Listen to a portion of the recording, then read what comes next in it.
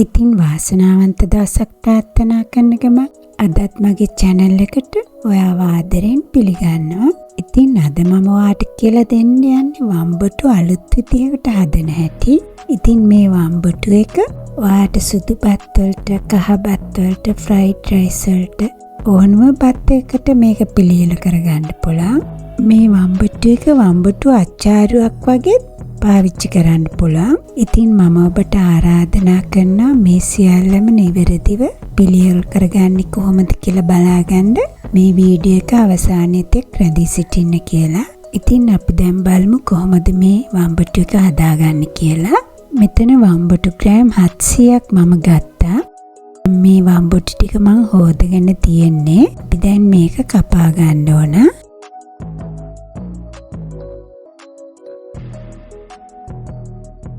මේ වගේ මං කපන විදියට කෑලි කපා ගන්න.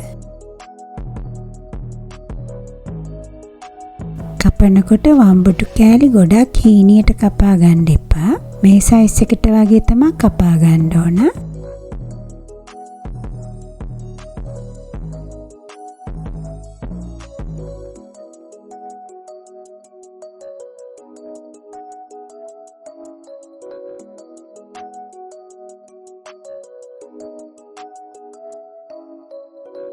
මේ ඉන්නේ මගේ පූචි හාමිනේ. එයාගේ නම තමයි හේඩි.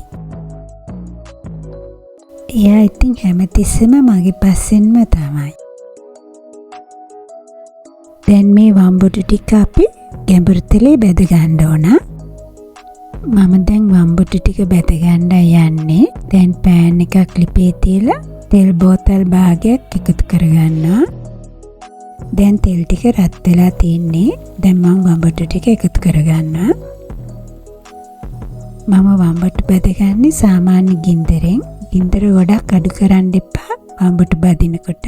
එතකොට වම්බටු වලට තෙල් උරා ගන්නවා වැඩි. එක පැත්තක් බෙදුනාන් පස්සේ අනිත් පැත්ත හරව ගන්න ඕන. මේ වගේ රන්වන් පාට වුණතර බෙද ගන්න ඕන. දැන් බැදිලා ඇති. දැන් මේ ටික මම අයින් කරගන්නවා. මම තෙල් ටික බහින්න ටිෂු එකකට තමයි මේ ටික අයින් කරගන්නේ. ඊළඟට අනිත් ටිකත් බෙද ගන්න ඕන මේ වගේ. මම වම්බටු බදිනකොට කහ කුඩු ලුණු එහෙම එකතු කරන්නේ. මොකද ලුණු කහ කුඩු එහෙම දැම්මම වම්බටු වලට වතුර උරා ගන්නවා. එතකොට අපිට බෙද ගන්න වෙලා යනවා. දැන් ඔක්කොම වම්බටු ටික බෙදලා ඉවරයි. වම්බටු වලට අපි අවශ්‍ය මිශ්‍රණය හදාගන්නයි යන්නේ. ඒකට මම පොඩි භාජනයක් ගන්නවා. ඒ භාජනයට මම සෝයා සෝස් මේස හැඳි දෙකක් එකතු කරනවා. විනාකිරි මේස හැඳි දෙකයි.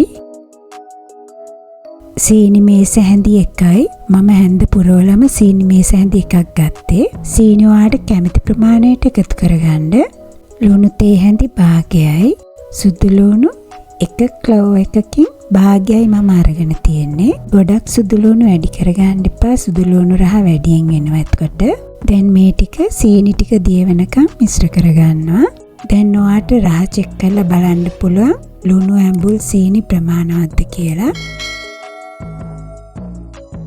දැන් පෑන් එකක් මම ලිපේ තියෙනවා. පෑන් එකට මම මේ මිශ්‍රණය එකතු කරගන්නවා. ඒකට මම පොඩි ලුණු ගෙඩි 12ක් විතර එකතු කරගන්නවා. මම මේ අරගෙන තින්නේ චූටි බී ලුණු. ඔබට පොඩි සයිස් බී ලුණු නැත්නම් සාමාන්‍ය සයිස් බී ලුණු ගෙඩිය 4කට නැත්නම් 6කට කපාගෙන එකතු කරගන්න පුළුවන්. එහෙම නැත්නම් රතු ලුණු උනත් පුළුවන් එකතු කරගන්න. ඊළඟට සාමාන්‍ය සයිස් තක්කලි ගෙඩියක් මේ වගේ කපාගෙන එකතු කරගන්නවා. දැන් මම බෙදගත්තු වම්බටු ටික එකතු කරගන්නවා.